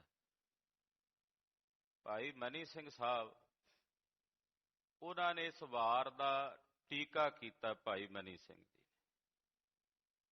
ਔਰ ਉਸ ਟੀਕੇ ਦਾ ਨਾਮ ਰੱਖਿਆ ਭਾਈ ਮਨੀ ਸਿੰਘ ਜੀ ਨੇ ਸਿੱਖਾਂ ਦੀ ਭਗਤ ਮਾਲਾ। ਛੋਟੀ ਜੀ ਪੁਸਤਕ ਹੈ, ਪਰ ਇਤਨੇ ਕਮਾਲ ਦੀ ਹੈ ਵੀ ਕੁਝੇ ਚ ਸਮੁੰਦਰ ਬੰਦ ਕੀਤਾ ਭਾਈ ਮਨੀ ਸਿੰਘ। ਗੁਰੂ ਨਾਨਕ ਸਾਹਿਬ ਦੀ ਇੱਕ ਜਨਮ ਸਾਖੀ ਭਾਈ ਮਨੀ ਸਿੰਘ ਨੇ ਲਿਖੀ, ਜਿਹਨੂੰ ਭਾਈ ਮਨੀ ਸਿੰਘ ਵਾਲੀ ਜਨਮ ਸਾਖੀ ਕਹਿੰਦੇ, ਗਿਆਨ ਰਤਨਾਵਲੀ। ਏਦਾਂ ਕੁਝ ਗ੍ਰੰਥ ਭਾਈ ਮਨੀ ਸਿੰਘ ਸਾਹਿਬ ਨੇ ਲਿਖੇ। ਜਦੋਂ ਕਲਗੀਧਰ ਸੱਚਖੰਡ ਚਲੇ ਗਏ, ਮਾਤਾ ਸੁੰਦਰੀ ਜੀ ਦਾ ਹੁਕਮ ਹੋਇਆ ਵੀ 10ਵੇਂ ਪਾਤਸ਼ਾਹ ਜੀ ਦੀ ਬਾਣੀ ਇਕੱਠੀ ਕਰੋ, ਕਿਉਂਕਿ ਬਹੁਤ ਸਾਰੀ ਬਾਣੀ, ਬਹੁਤ ਸਾਰਾ ਸਾਹਿਤ ਸਰਸਾ ਨਦੀ ਦੀ ਭੇਟ ਹੋ ਗਿਆ ਸੀ ਜਦੋਂ ਪਾਤਸ਼ਾਹ ਨੇ ਆਨੰਦਪੁਰ ਸਾਹਿਬ ਦਾ ਕਿਲ੍ਹਾ ਛੱਡਿਆ। ਤੇ ਜਿਹੜੀਆਂ ਪੋਥੀਆਂ ਮਹਾਰਾਜ 10ਵੇਂ ਪਾਤਸ਼ਾਹ ਜੀ ਦੀ ਬਾਣੀ ਦੀਆਂ ਜਿੱਥੇ ਜਿੱਥੇ ਸਨ, ਭਾਈ ਮਨੀ ਸਿੰਘ ਜੀ ਨੇ ਇਕੱਠੀਆਂ ਕੀਤੀਆਂ। ਮਾਤਾ ਜੀ ਨੂੰ ਬਕਾਇਦਾ ਚਿੱਠੀ ਲਿਖ ਕੇ ਭੇਜੀ, ਮਾਤਾ ਜੀ ਦਸਮ ਪਿਤਾ ਦੀ ਬਾਣੀ ਦੀਆਂ ਪੋਥੀਆਂ ਇਕੱਠੀਆਂ ਹੋ ਗਈਆਂ ਹਨ, ਸਰੂਪ ਲਿਖਣ ਦੀ ਤਿਆਰੀ ਹੈ। ਸੋ ਭਾਈ ਮਨੀ ਸਿੰਘ ਜੀ ਨੇ ਸ੍ਰੀ ਦਸਮ ਗ੍ਰੰਥ ਸਾਹਿਬ ਜੀ ਦਾ ਪਾਵਨ ਸਰੂਪ ਕਲਗੀਧਰ ਜੀ ਦੀ ਬਾਣੀ ਇਕੱਠੀ ਕਰਕੇ ਲਿਖੀ। ਪਹਿਲਾ ਇੱਕ ਸਰੂਪ ਭਾਈ ਮਨੀ ਸਿੰਘ ਜੀ ਨੇ ਤਿਆਰ ਕੀਤਾ ਸੀ, ਜਿਹਦੇ ਚ ਆਦਿ ਗੁਰੂ ਗ੍ਰੰਥ ਸਾਹਿਬ ਤੇ ਦਸਮ ਗ੍ਰੰਥ ਸਾਹਿਬ ਇੱਕੋ ਜਿਲਦ ਵਿੱਚ ਤਿਆਰ ਕਰ ਦਿੱਤੇ। ਉਹ ਬਾਣੀ ਦੀ ਤਰਤੀਬ ਭਾਈ ਮਨੀ ਸਿੰਘ ਜੀ ਨੇ ਬਦਲੀ ਸੀ ਸੰਗਤ ਦੀ ਸਹੂਲਤ ਵਾਸਤੇ, ਵੀ ਪਹਿਲਾਂ ਪਹਿਲੇ ਪਾਤਸ਼ਾਹ ਦੀ ਬਾਣੀ, ਫਿਰ ਗੁਰੂ ਅੰਗਦ ਸਾਹਿਬ ਦੀ, ਫਿਰ ਗੁਰੂ ਅਮਰਦਾਸ ਸਾਹਿਬ ਦੀ, ਫਿਰ ਗੁਰੂ ਰਾਮਦਾਸ ਸਾਹਿਬ ਦੀ, ਫਿਰ ਮਹਾਰਾਜ ਕਲਗੀਧਰ ਦੀ ਬਾਣੀ, ਫਿਰ 9ਵੇਂ ਪਾਤਸ਼ਾਹ ਦੀ ਬਾਣੀ। ਪਰ ਪੰਥ ਨੇ ਪ੍ਰਵਾਨ ਨਹੀਂ ਕੀਤੀ ਸੀ, ਆਖਿਆ ਜਿਵੇਂ ਤਰਤੀਬ ਗੁਰੂ ਪਾਤਸ਼ਾਹ ਨੇ ਰੱਖੀ ਭਾਈ ਮਨੀ ਸਿੰਘ ਜੀ ਉਦਾਂ ਹੀ ਰਹਿਣੀ ਚਾਹੀਦੀ ਸੀ, ਕਿਉਂਕਿ ਸ੍ਰੀ ਗੁਰੂ ਗ੍ਰੰਥ ਸਾਹਿਬ ਜੀ ਦੇ ਪਾਵਨ ਸਰੂਪ ਦੀ ਤਰਤੀਬ ਜਿਵੇਂ ਗੁਰੂ ਅਰਜਨ ਦੇਵ ਸਾਹਿਬ ਗੁਰੂ ਕਲਗੀਧਰ ਨੇ ਬੰਨੀ ਹੈ, ਉਹਦੇ ਚ ਸਮੁੱਚੇ ਪੰਥ ਨੂੰ ਕਿਸੇ ਨੂੰ ਵੀ ਹੁਕਮ ਨਹੀਂ, ਆਗਿਆ ਨਹੀਂ ਕਿ ਉਹਦੇ ਵਿੱਚ ਕਿਸੇ ਪ੍ਰਕਾਰ ਦੀ ਛੇੜਛਾੜ ਕਰਕੇ ਤਬਦੀਲੀ ਕੀਤੀ ਜਾ ਸਕੇ, ਕਿਉਂਕਿ ਗੁਰੂ ਗ੍ਰੰਥ ਸਾਹਿਬ ਸਾਡੇ ਗੁਰਦੇਵ ਹਨ ਤੇ ਗੁਰਦੇਵ ਦੇ ਵਿੱਚ ਕਿਸੇ ਪ੍ਰਕਾਰ ਦੀ ਤਬਦੀਲੀ ਨਹੀਂ ਕੀਤੀ ਜਾ ਸਕਦੀ ਕਿਸੇ ਵੀ ਸਿੱਖ ਵੱਲੋਂ। ਬੜੀ ਵਾਰੀ ਇਹ ਵਿਚਾਰਾਂ ਪਹਿਲਾਂ ਕਈਆਂ ਨੇ ਕੀਤੀਆਂ, ਮੰਗਲ ਬਦਲ ਦਿੰਦੇ ਹਾਂ ਜੀ, ਪਹਿਲਾਂ ਲਿਖ ਦਈਏ। ਕਿਸੇ ਇੱਕ ਦੋ ਇਹੋ ਜਿਹੇ ਹੋਏ, ਤੇਜਾ ਸਿੰਘ ਭਸੋੜੀਏ ਵਰਗੇ ਪੰਥ ਦੇ ਦੋਖੀ, ਜਿਹਨਾਂ ਆਖਿਆ ਰਾਗਮਾਲਾ ਤੋਂ ਬਿਨਾਂ ਗੁਰੂ ਗ੍ਰੰਥ ਸਾਹਿਬ ਜੀ ਦਾ ਸਰੂਪ ਛਾਪੀ। ਉਹਨੇ ਸੈਂਚੀਆਂ ਵੀ ਛਾਪ ਦਿੱਤੀਆਂ, ਪੰਥ ਨੇ ਉਹਨੂੰ ਛੇਕ ਦਿੱਤਾ ਸੀ ਪੰਥ ਚੋਂ। ਸੋ ਗੁਰੂ ਗ੍ਰੰਥ ਸਾਹਿਬ ਜੀ ਨਾਲ ਛੇੜਛਾੜ ਪੰਥ ਨੇ ਬਰਦਾਸ਼ਤ ਨਹੀਂ ਕਰਨੀ। ਅੱਜ ਦੇ ਇਸ ਵਰਤਮਾਨ ਦੇ ਸਮੇਂ ਵਿੱਚ ਵੀ ਹੈਣ ਇਹੋ ਜਿਹੇ ਇੱਕ ਦੋ ਸ਼ਰਾਰਤੀ ਲੋਕ ਜੋ ਬਾਹਰਲੇ ਵਿਦੇਸ਼ਾਂ 'ਚ ਬੈਠੇ ਮਹਾਰਾਜ ਗੁਰੂ ਗ੍ਰੰਥ ਸਾਹਿਬ ਜੀ ਦੇ ਪਾਵਨ ਸਰੂਪ ਨਾਲ ਛੇੜਛਾੜ ਕਰ ਰਹੇ ਨੇ। ਗੁਰਬਾਣੀ ਦੀਆਂ ਪੰਕਤੀਆਂ ਤੇ ਆਪਣੀ ਮਰਜ਼ੀ ਨਾਲ ਅੱਧਕਾਂ ਬਿੰਦੀਆਂ ਲਾ ਕੇ ਛਾਪ ਰਹੇ ਨੇ। ਗੁਰੂ ਖਾਲਸਾ ਜੀ ਸਮੁੱਚੇ ਪੰਥ ਨੇ ਪਿੱਛੇ ਇਕੱਤਰ ਹੋ ਕਰਕੇ ਉਹਨੂੰ ਸੋਧਾ ਲਾਉਣ ਵਾਸਤੇ ਉਹਨੂੰ ਪੰਥ ਵਿੱਚੋਂ ਛੇਕਿਆ ਹੈ। ਸੋ ਗੁਰੂ ਗ੍ਰੰਥ ਸਾਹਿਬ ਜੀ ਦੀ ਪਾਵਨ ਬਾਣੀ ਨਾਲ ਛੇੜਛਾੜ ਨਹੀਂ ਕੀਤੀ ਜਾ ਸਕਦੀ। ਪੂਰੇ ਕਾ ਕੀਆ ਸਭ ਕੁਛ ਪੂਰਾ। ਪੂਰੇ ਗੁਰੂ ਅਰਜਨ ਦੇਵ ਸਾਹਿਬ ਨੇ, ਗੁਰੂ ਕਲਗੀਧਰ ਜੀ ਨੇ ਜੋ ਲਿਖਿਆ ਉਹ ਪੂਰਾ ਹੀ ਲਿਖਿਆ। ਇਹਦੇ ਵਿੱਚ ਕਿਸੇ ਸਿੱਖ ਨੂੰ ਸਮੁੱਚਾ ਪੰਥ ਰਲ ਕੇ ਵੀ ਆਖੇ ਨਾ ਵੀ ਅਸੀਂ ਕੁਝ ਤਬਦੀਲੀ ਕਰ ਲਈਏ ਗੁਰੂ ਗ੍ਰੰਥ ਸਾਹਿਬ ਜੀ ਵਿੱਚ, ਤੇ ਸਮੁੱਚਾ ਪੰਥ ਵੀ ਨਹੀਂ ਕਰ ਸਕਦਾ, ਕਿਉਂਕਿ ਸ੍ਰੀ ਗੁਰੂ ਗ੍ਰੰਥ ਸਾਹਿਬ ਜੀ ਪ੍ਰਗਟ ਗੁਰਾਂ ਕੀ ਦੇਹ ਹਨ ਤੇ ਗੁਰੂ ਸੰਪੂਰਨ ਹੈ। ਜੇ ਗੁਰੂ ਪੂਰਾ ਹੈ ਤੇ ਫਿਰ ਸਿੱਖ ਦਾ ਕੋਈ ਕਰਤੱਵ ਨਹੀਂ ਉਹਦੇ ਚ ਕਮੀਆਂ ਕੱਢੇ। ਤੋ ਭਾਈ ਮਨੀ ਸਿੰਘ ਜੀ ਦੇ ਇਸ ਕੰਮ, ਭਾਈ ਸਾਹਿਬ ਨੇ ਤਾਂ ਸੰਗਤ ਦੀ ਸਹੂਲਤ ਵਾਸਤੇ ਵੀ ਚਲੋ ਗੁਰੂ ਸਾਹਿਬ ਦੀ ਬਾਣੀ ਜੇ ਪਹਿਲੇ ਪਾਤਸ਼ਾਹ ਦੀ ਲੱਭਣੀਆਂ ਤਾਂ ਅੱਜ ਕੱਲ੍ਹ ਵੀ ਸੈਂਚੀਆਂ ਛਪੀਆਂ ਮਿਲ ਜਾਂਦੀਆਂ, ਗੁਰੂ ਨਾਨਕ ਸਾਹਿਬ ਦੀ ਬਾਣੀ ਦੀਆਂ ਪੋਥੀਆਂ ਵੱਖਰੀਆਂ ਮਿਲ ਜਾਂਦੀਆਂ, ਗੁਰੂ ਅੰਗਦ ਸਾਹਿਬ ਦੇ ਸ਼ਲੋਕ ਵੱਖਰੇ ਮਿਲ ਜਾਂਦੇ ਹੈ। ਭਾਈ ਸਾਹਿਬ ਨੇ ਉਦੋਂ ਪਰ ਪੰਥ ਨੇ ਆਖਿਆ ਗੁਰੂ ਗ੍ਰੰਥ ਸਾਹਿਬ ਦੇ ਸਰੂਪ ਨਾਲ ਛੇੜਛਾੜ ਨਹੀਂ। ਉਹਦੇ ਤੋਂ ਪੰਥ ਦੀ ਨਾਰਾਜ਼ਗੀ ਦਾ ਸਾਹਮਣਾ ਵੀ ਭਾਈ ਮਨੀ ਸਿੰਘ ਸਾਹਿਬ ਨੂੰ ਕਰਨਾ ਪਿਆ। ਸੋ ਭਾਈ ਮਨੀ ਸਿੰਘ ਜੀ ਨੇ ਬਹੁਤ ਸਾਰਾ ਸਾਹਿਤ ਲਿਖਿਆ, ਬਹੁਤ ਸਾਰਾ ਸ੍ਰੀ ਗੁਰੂ ਗ੍ਰੰਥ ਸਾਹਿਬ ਜੀ ਦਾ ਸਰੂਪ, ਦਸਮ ਗ੍ਰੰਥ ਸਾਹਿਬ ਜੀ ਦੇ ਪਾਵਨ ਸਰੂਪ ਭਾਈ ਮਨੀ ਸਿੰਘ ਸਾਹਿਬ ਜੀ ਨੇ ਲਿਖੇ। ਭਾਈ ਸਾਹਿਬ ਜੀ ਦੀ ਇਸ ਮਹਾਨ ਘਾਲਣਾ ਨੂੰ, ਉਹਨਾਂ ਦੀ ਮਹਾਨ ਕੁਰਬਾਨੀ ਨੂੰ ਕੋਟੀ ਕੋਟੀ ਪ੍ਰਣਾਮ। ਭਾਈ ਦਿਆਲਾ ਜੀ ਜਿਨ੍ਹਾਂ ਨੂੰ 9ਵੇਂ ਪਾਤਸ਼ਾਹ ਦੇ ਸਨਮੁਖ ਦੇਗ ਦੇ ਪਾਣੀ 'ਚ ਉਬਾਲਿਆ ਗਿਆ ਸੀ, ਉਹ ਭਾਈ ਦਿਆਲਾ ਜੀ ਭਾਈ ਮਨੀ ਸਿੰਘ ਜੀ ਦੇ ਭਰਾ ਸਨ। ਜਿਸ ਗੁਰਸਿੱਖ ਨੇ ਆਪਣਾ ਘਰ ਅੱਗ ਲਾ ਕੇ ਸਾੜ ਦਿੱਤਾ ਤੇ ਨੌਵੇਂ ਪਾਤਸ਼ਾਹ ਦੇ ਪਾਵਨ ਸਰੀਰ ਦਾ ਅੰਤਮ ਸੰਸਕਾਰ ਕੀਤਾ। ਰਕਾਬਗੰਜ ਸਾਹਿਬ ਭਾਈ ਲੱਖੀ ਸ਼ਾਹ ਬਣਜਾਰਾ, ਭਾਈ ਲੱਖੀ ਸ਼ਾਹ ਬਣਜਾਰਾ ਭਾਈ ਮਨੀ ਸਿੰਘ ਸਾਹਿਬ ਜੀ ਦੇ ਸਹੁਰਾ ਸਾਹਿਬ ਸਨ। ਉਹਨਾਂ ਦੀ ਧੀ ਭਾਈ ਮਨੀ ਸਿੰਘ ਹੋਣਾ ਨੂੰ ਵਿਆਹੀ ਹੋਈ ਸੀ। ਇਹੋ ਜਿਹਾ ਮਹਾਨ ਪਰਿਵਾਰ ਭਾਈ ਮਨੀ ਸਿੰਘ ਸਾਹਿਬ ਦਾ। ਉਹਨਾਂ ਦੀ ਇਸ ਮਹਾਨ ਕੁਰਬਾਨੀ ਨੂੰ ਜਿੰਨੀ ਵੇਰੀ ਸਜਦਾ ਕਰੀਏ ਥੋੜਾ ਨਮਸਕਾਰ ਹੈ। ਆਓ ਅੰਮ੍ਰਿਤ ਵੇਲੇ ਪ੍ਰਕਾਸ਼ ਸਮੇਂ ਜੋ ਪਾਵਨ ਪਵਿੱਤਰ ਸ੍ਰੀ ਹੁਕਮਨਾਮੇ ਦੀ ਦਾਤ, ਮੁੱਖ ਵਾਕ ਦੀ ਦਾਤ ਸਤਿਗੁਰੂ ਜੀ ਨੇ ਬਖਸ਼ਿਸ਼ ਕੀਤੀ ਹੈ। ਮਨ ਬਿਰਤੀਆਂ ਇਕਾਗਰ ਕਰਕੇ ਗੁਰਦੇਵ ਦੇ ਪਾਵਨ ਸ਼ਬਦ ਦੀ ਵਿਚਾਰ ਨਾਲ ਜੁੜੀਏ। ਹਾਜ਼ਰੀਆਂ ਲਵਾਓ, ਆਖੋ ਜੀ ਸਤਨਾਮ ਸ਼੍ਰੀ ਵਾਹਿਗੁਰੂ ਸਾਹਿਬ ਜੀ। ਸਤਨਾਮ ਸ਼੍ਰੀ ਵਾਹਿਗੁਰੂ ਸਾਹਿਬ ਜੀ। ਸੋਹੀ ਮਹੱਲਾ ਪੰਜਵਾਂ। ਜਿਸ ਕੇ ਸਿਰ ਉਪਰ ਤੂੰ ਸੁਆਮੀ, ਸੋ ਦੁਖ ਕੈਸਾ ਪਾਵੈ। ਰਾਗ ਸੂਹੀ ਹੈ ਪੰਜਵੇਂ ਪਾਤਸ਼ਾਹ ਧੰਨ ਗੁਰੂ ਅਰਜਨ ਦੇਵ ਸਾਹਿਬ ਜਗਤਨਾਥ ਸਤਿਗੁਰਾਂ ਦਾ ਉਚਾਰਨ ਕੀਤਾ ਗਿਆ ਪਾਵਨ ਪਵਿੱਤਰ ਸ੍ਰੀ ਮੁਖਵਾਕ ਸ਼ਬਦ ਹੈ। ਗੁਰੂ ਗ੍ਰੰਥ ਸਾਹਿਬ ਜੀ ਦੇ 749 ਅੰਗ ਤੇ ਪਾਵਨ ਪਵਿੱਤਰ ਸ਼ਬਦ ਸੁਭਾਏਮਾਨ ਹੈ। ਪ੍ਰਾਰੰਭ ਹੋ ਰਿਹਾ ਹੈ। ਪੰਜਵੇਂ ਪਾਤਸ਼ਾਹ ਜੀ ਫਰਮਾਉਂਦੇ ਹਨ, ਜਿਸ ਦੇ ਸਿਰ ਉੱਤੇ ਹੇ ਸੁਆਮੀ, ਹੇ ਜਗਤਨਾਥ, ਹੇ ਮਾਲਕ ਤੂੰ ਹੈ, ਉਹ ਕਿਵੇਂ ਕਿਸੇ ਪ੍ਰਕਾਰ ਦਾ ਦੁੱਖ ਪਾ ਸਕਦਾ ਹੈ। ਜਿਸ ਦੇ ਸਿਰ ਉੱਤੇ ਤੂੰ ਸੁਆਮੀ ਹੋਵੇਂ, ਤੂੰ ਮਾਲਕ ਹੋਵੇਂ, ਉਹ ਕਿਵੇਂ ਕਿਸੇ ਪ੍ਰਕਾਰ ਦਾ ਦੁੱਖ ਪਾ ਸਕਦਾ ਹੈ। ਉਹਦਾ ਬੰਦ ਕੱਟਿਆ ਜਾ ਰਿਹਾ ਹੈ, ਫਿਰ ਵੀ ਅਡੋਲ ਬੈਠਾ ਹੈ, ਕਿਉਂਕਿ ਉਹਨਾਂ ਦੇ ਸਿਰ ਉੱਤੇ ਕਲਗੀਆਂ ਵਾਲੇ ਸੁਆਮੀ ਸ੍ਰੀ ਗੁਰੂ ਗੋਬਿੰਦ ਸਿੰਘ ਸਾਹਿਬ ਜੀ ਬੈਠੇ ਹਨ। ਉਹ ਦੁੱਖ ਨੂੰ ਦੁੱਖ ਕਰਕੇ ਨਹੀਂ ਮੰਨਦੇ। ਐਸੀ ਅਵਸਥਾ ਉਹਨਾਂ ਨੂੰ ਅਕਾਲ ਪੁਰਖ ਜੀ ਬਖਸ਼ ਦਿੰਦੇ ਹਨ। ਹੇ ਵਾਹਿਗੁਰੂ ਜੀ, ਜਿਨ੍ਹਾਂ ਦੇ ਸਿਰ ਉੱਤੇ ਤੁਸੀਂ ਸੁਆਮੀ ਹੋ, ਜਗਤ ਮਾਲਕ ਹੋ, ਉਹ ਕਿਵੇਂ ਕਿਸੇ ਪ੍ਰਕਾਰ ਦਾ ਦੁੱਖ ਪਾ ਸਕਦਾ ਹੈ। ਉਹਨੂੰ ਜਨਮ ਮਰਨ ਦਾ ਦੁੱਖ ਨਹੀਂ ਵਿਆਪਦਾ, ਉਹਨੂੰ ਕਿਸੇ ਵਿਕਾਰ ਦਾ ਦੁੱਖ ਨਹੀਂ ਵਿਆਪਦਾ, ਉਹਨੂੰ ਕਿਸੇ ਪ੍ਰਕਾਰ ਦਾ ਵਿਘਨ ਕੋਈ ਨਹੀਂ ਵਿਆਪਦਾ।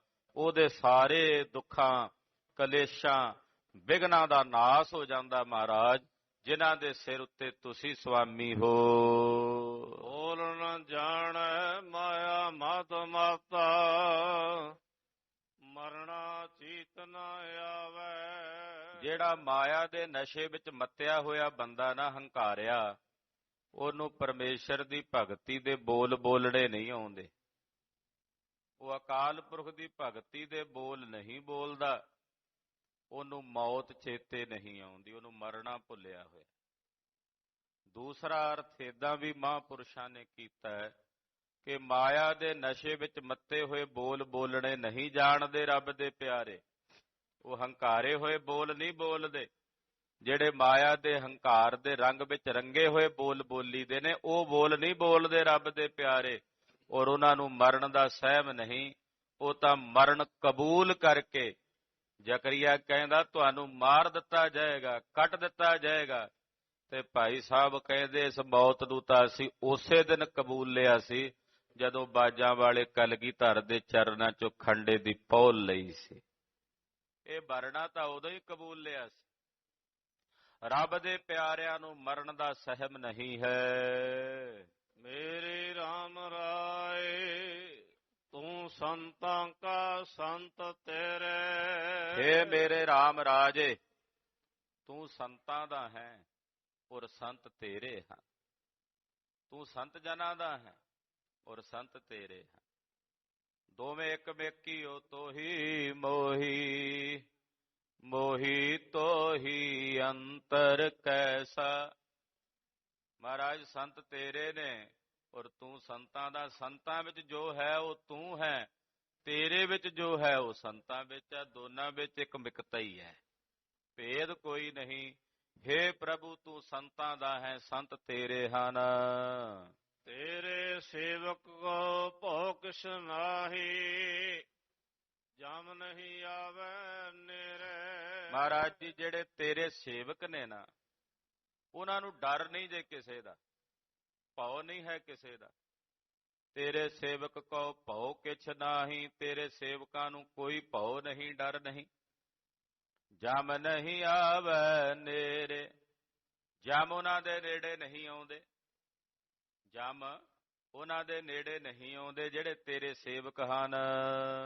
ਰਹਾਉ ਰਹਾਉ ਦਾ ਮਤਲਬ ਹੈ ਠਹਿਰਾਓ ਦੇ ਕੇ, ਵਿਸ਼ਰਾਮ ਦੇ ਕੇ ਅੱਗੇ ਚੱਲੋ। ਜੋ ਤੇਰੇ ਰੰਗ ਰਾਤੇ ਸੁਆਮੀ,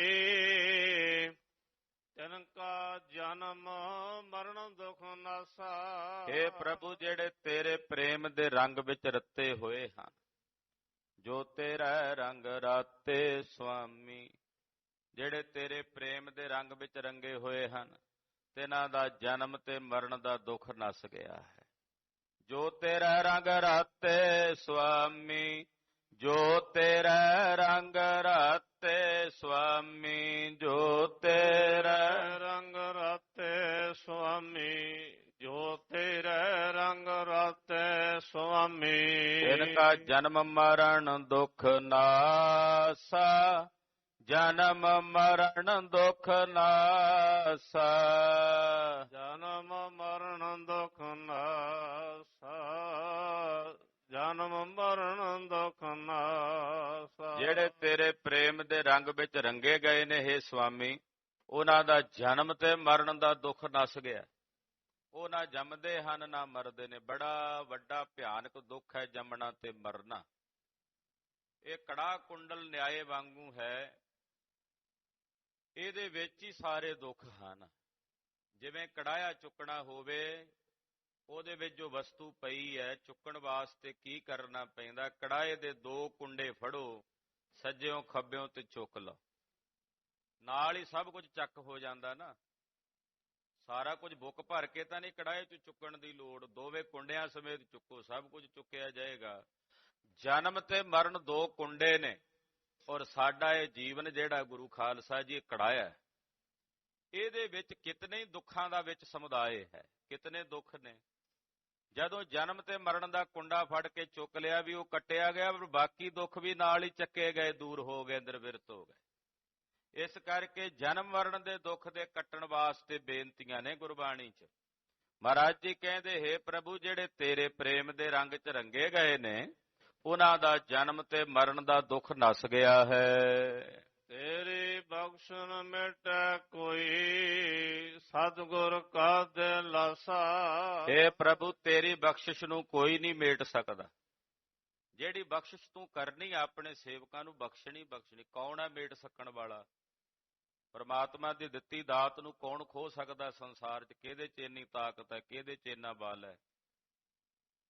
ਜਿਹੜੀ ਬਖਸ਼ਿਸ਼ ਹੈ ਪ੍ਰਭੂ ਤੈਂ ਆਪਣੇ ਸੇਵਕ ਨੂੰ ਕਰਨੀ ਆ, ਉਹਨੂੰ ਕੋਈ ਮੇਟ ਨਹੀਂ ਸਕਦਾ। ਕਿਸੇ 'ਚ ਤਾਕਤ ਨਹੀਂ, ਕਿਸੇ 'ਚ ਸਮਰੱਥਾ ਨਹੀਂ। ਤੂੰ ਇਹੋ ਜਿਹਾ ਬਲੀ ਹੈ, ਤੂੰ ਇਹੋ ਜਿਹਾ ਪ੍ਰਬਲ ਹੈ ਕਿ ਜਿਸ ਨੂੰ ਜੋ ਬਖਸ਼ਿਸ਼ ਦੇਣੀ ਹੈ ਉਹਨੂੰ ਦੇ ਹੀ ਦੇਣੀ ਹੈ। ਆਖੋ ਸਤਨਾਮ ਸ੍ਰੀ। ਬੰਦਾ ਕੋਈ ਦੇਣ ਲੱਗੇ, ਦੂਜਾ ਬੰਦਾ ਉਹਦੇ ਹੱਥੋਂ ਖੋਹ ਸਕਦਾ। ਬੰਦੇ ਦੇ ਬਰਾਬਰ ਬੰਦੇ ਹੈਣ, ਇੱਕ ਬੰਦਾ ਦੇਣ ਲੱਗੇ, ਦੂਜਾ ਬੰਦਾ ਉਹਦੇ ਹੱਥੋਂ ਖੋਹ ਸਕਦਾ। ਵੀ ਕਿਉਂ ਦੇਣਾ? ਰੱਬ ਦੇ ਬਰਾਬਰ ਦੁਨੀਆ ਵਿੱਚ ਕੋਈ ਦੂਜਾ ਰੱਬ ਨਹੀਂ। ਇਸ ਕਰਕੇ ਰੱਬ ਨੇ ਜਿਸ ਨੂੰ ਦੇਣਾ, ਉਹਦੇ ਦਿੱਤੇ ਨੂੰ ਕੋਈ ਨਹੀਂ ਖੋਹ ਸਕਦਾ। ਹੇ ਪ੍ਰਭੂ ਤੇਰੀ ਬਖਸ਼ ਨੂੰ ਕੋਈ ਨਹੀਂ ਮੇਟ ਸਕਦਾ। ਸਤਿਗੁਰ ਕਾ ਦਿਲਾਸਾ। ਹੇ ਪ੍ਰਭੂ ਤੂੰ ਆਪਣੇ ਸੇਵਕਾਂ ਨੂੰ ਸਤਿਗੁਰੂ ਬਣ ਕੇ ਦਿਲਾਸਾ ਦਿੱਤਾ ਹੈ, ਧੀਰਜ ਦਿੱਤਾ ਹੈ, ਹੌਸਲਾ ਦਿੱਤਾ ਹੈ। ਨਾਮ ਧਿਆਨ ਸੁਖ ਫਲ ਪਾਨ, ਆਠ ਪਹਿਰ ਅਰਾਧੈ। ਕਿਉਂ ਵੀ ਅਰਥ ਕਰਦੇ ਨੇ ਜਿਨ੍ਹਾਂ ਨੂੰ ਆਪਣੇ ਸਤਿਗੁਰਾਂ ਦਾ ਦਿਲਾਸਾ ਕਹੀਏ, ਭਰੋਸਾ ਹੈ। ਜਿਨ੍ਹਾਂ ਨੂੰ ਆਪਣੇ ਸਤਿਗੁਰਾਂ ਦਾ ਭਰੋਸਾ ਹੈ, ਉਹਨਾਂ ਨੇ ਇਹ ਜਾਣ ਲਿਆ ਕਿ ਪ੍ਰਮਾਤਮਾ ਦੀ ਕੀਤੀ ਹੋਈ ਬਖਸ਼ਿਸ਼ ਨੂੰ ਕੋਈ ਨਹੀਂ ਮੇਟ ਸਕਦਾ। ਜਿਨ੍ਹਾਂ ਨੂੰ ਆਪਣੇ ਸਤਿਗੁਰਾਂ ਦਾ ਭਰੋਸਾ ਹੈ, ਦਿਲਾਸਾ ਹੈ, ਉਹਨਾਂ ਨੇ ਜਾਣ ਲਿਆ ਕਿ ਨਿਰੰਕਾਰ ਵਿਧਾਤੇ ਦੀ ਦਿੱਤੀ ਹੋਈ ਬਖਸ਼ਿਸ਼ ਨੂੰ ਕੋਈ ਨਹੀਂ ਮੇਟ ਸਕਦਾ। ਨਾਮ ਧਿਆਇਨ ਸੁਖ ਫਲ ਪਾਇਨ। ਜਿਹੜੇ ਹੈ ਪ੍ਰਭੂ ਤੇਰੇ ਨਾਮ ਨੂੰ ਧਿਆਉਂਦੇ ਨੇ, ਉਹ ਸੁਖ ਫਲ ਦੀ ਪ੍ਰਾਪਤੀ ਕਰਦੇ। ਉਹਨਾਂ ਨੂੰ ਨਿਜ ਆਤਮਾ ਦੇ ਸੁਖ ਰੂਪੀ ਫਲ ਦੀ ਪ੍ਰਾਪਤੀ ਹੁੰਦੀ ਹੈ ਜਿਹੜੇ ਤੇਰੇ ਅੰਮ੍ਰਿਤ ਨਾਮ ਨੂੰ ਧਿਆਉਂਦੇ ਹਨ। ਆਠ ਪਹਿਰ ਆਰਾਧ ਹੈ। हे ਪ੍ਰਭੂ, ਤੇਰੇ ਪਿਆਰੇ ਅੱਠੇ ਪਹਿਰ ਤੈਨੂੰ ਆਰਾਧਦੇ ਹਨ। ਨਿਰੰਤਰ ਇੱਕ ਰਸ ਤੈਨੂੰ ਆਰਾਧਦੇ ਹਨ। ਸਤਿਨਾਮ ਵਾਹਿਗੁਰੂ, ਸਤਿਨਾਮ ਵਾਹਿਗੁਰੂ, ਸਤਿਨਾਮ ਵਾਹਿਗੁਰੂ, ਸਤਿਨਾਮ ਵਾਹਿਗੁਰੂ, ਸਤਿਨਾਮ